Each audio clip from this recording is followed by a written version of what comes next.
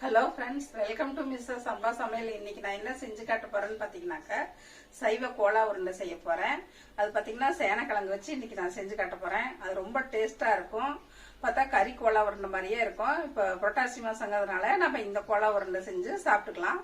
இதுக்கு தேவையான பொருள் என்னன்னு பார்க்கலாம். வீடியோக்குள்ள போகலாம் வாங்க. நம்ம கோலா உருண்டை செய்யறதுக்கு பாத்தீங்கன்னா கடலைப்பருப்பு ஒரு டம்ளர், துவரம் பருப்பு ஒரு டம்ளர் ஒரு 2 மணி நேரம் நல்லா ஊற வச்சு தண்ணி இல்லாம வடிச்சு எடுத்துக்குங்க. சேனக்கிழங்கு தோல் சீவிட்டு கழுவிட்டு இப்படி துருவி வச்சுக்குங்க. சோம்பு ஒரு 1½ ஸ்பூன் போட்டுக்கலாம். பூண்டு ஒரு 4 பூண்டு எடுத்துக்கலாம். வெங்காயம் ஒரு பெரிய வெங்காயம் ஒன்று கட் பண்ணி வச்சுருக்கேன். கொத்தமல்லி கொஞ்சம் கட் பண்ணியிருக்கேன். கருவேப்பிலை கொஞ்சம் கட் பண்ணியிருக்கேன். தேவையான பொருள் அவ்வளோதான். இப்போ அரைச்சி எடுத்துக்கலாம். நம்ம இந்த பருப்பு கூட 1 ஸ்பூன் சோம்பு, 4 பூண்டு, 1/2 ஸ்பூன் உப்பு போட்டு அரைச்சி எடுத்துக்கலாம். குறைன்னு அரைச்சி எடுத்துக்கலாம்.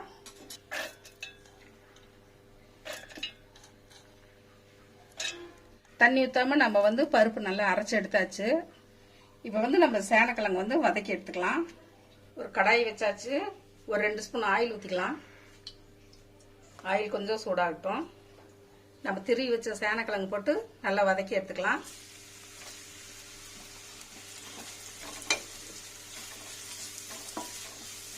அப்படியே பச்சையா போடக்கூடாது, அப்புறம் நாக்கு கொஞ்சம் பிக்கிற மாதிரி இருக்கும். அதனால இப்படி வதக்கி நல்லா ஆற வச்சு நம்ம அந்த துவரம் பருப்போட போட்டு அரைச்சி எடுத்துக்கலாம். இது சாப்பிட்றதுக்கு பார்த்தீங்கன்னா மட்டன் கோலா உருண்டை மாதிரியே இருக்கும். புரட்டாசி மாதம் நீங்கள் எல்லாரும் செஞ்சு சாப்பிட்டு பாருங்க. இது பார்த்தீங்கன்னா ஈவினிங் டைம்ல ஸ்நாக்ஸ் மாதிரி கொஞ்சம் சாஸ் வச்சு தொட்டு சாப்பிட்டா ரொம்ப நல்லா இருக்கும். குழந்தைங்களாம் ரொம்ப விரும்பி சாப்பிடுவாங்க. இது நீங்கள் தயிர் சாதம், சாம்பார் சாதத்துக்கு இது மாதிரி செஞ்சு சாப்பிட்டீங்கனாலும் நல்லா இருக்கும். ரொம்ப காய் வதக்குற மாதிரி வதக்க வேண்டாம். ஒரு 2 நிமிஷம் வதக்கினா போதும். இது நல்லா ஆற வச்சுட்டு நம்ம பருப்புல போட்டு ஒரு 2 திருப்பி எடுத்துடலாம். இப்போ அடுப்பு ஆஃப் பண்ணிடுறேன்.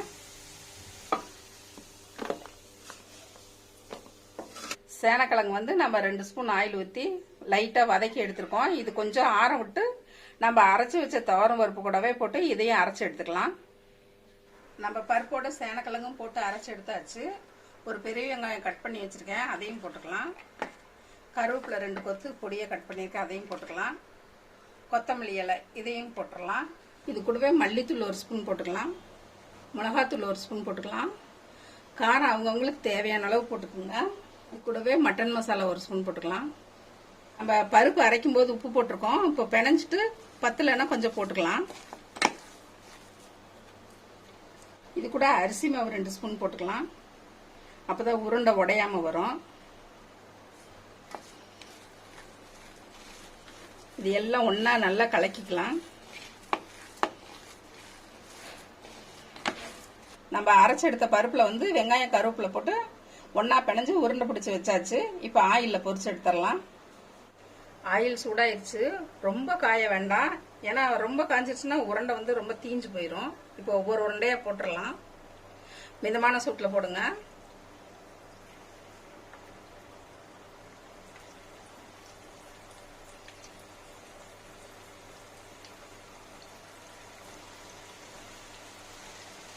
அடுப்பு ரொம்ப ஹைல வைக்க வேண்டாம். எண்ணெய் காஞ்சதுக்கு அப்புறம் லைட்டா ஸ்லோ பண்ணிக்கோங்க.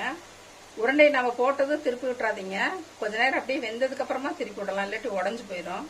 ஒரு 3 நிமிஷம் இப்படியே வேகட்டும். 3 நிமிஷம் ஆயிடுச்சு. நல்லா வெந்துருச்சு. அந்த பக்கம் திருப்பி விட்டுறலாம்.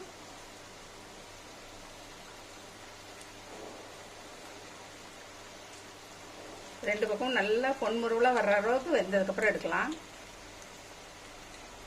2 பக்கம் பெரட்டிட்டு நல்லா வெந்து போச்சு. இந்த எண்ணெய் சலசல படங்குனது நம்ம எடுத்துடலாம். நல்லா கோல்டன் ப்ரௌன் கலர் வந்துச்சு பாருங்க. நம்ம கோலா உருண்டை ரெடி ஆயிடுச்சு. நம்ம டேஸ்டான சேனக்கிழங்கு கோலா உருண்டை செஞ்சிருக்கோம். இது பாத்தீங்கன்னா மட்டன் கோலா உருண்டை மாதிரியே இருக்கும். செஞ்சு சாப்பிட்டு பாருங்க. இந்த ரெசிபி பிடிச்சதுன்னா மிஸ்ஸஸ் சம்பா சமையலுக்கு சப்ஸ்கிரைப் பண்ணுங்க. மறக்காம பெல் பட்டனை கிளிக் பண்ணுங்க. தேங்க்யூ. நம்ம கோலா உருண்டை எப்படி இருக்குன்னு டேஸ்ட் பண்ணி பார்த்துடலாம். நல்லா கிறிஸ்பியா வெந்திருக்கு பாருங்க. உள்ள எல்லாம் வெந்து நல்லா இருக்கு. இந்த சேனக்கிழங்குலாம் சாப்பிடும்போது சிக்கன் வாசம் மட்டன் வாசம் தான் அடிக்கும். இது மாதிரி ஒரு சாஸ் வச்சு கொடுத்தீங்கன்னா குழந்தைங்க ரொம்ப விரும்பி சாப்பிடுவாங்க. நம்மளும் கூட இப்படி தொட்டு சாப்பிடலாம். நம்ம கோலா உருண்டையை டேஸ்ட் பண்ணி பார்த்துடலாம். ரொம்ப சூப்பராக வந்திருக்கு, டேஸ்ட்டாக இருக்குது. நீங்களும் உங்கள் வீட்டில் எல்லோரும் செஞ்சு சாப்பிட்டு பாருங்கள். தேங்க்யூ.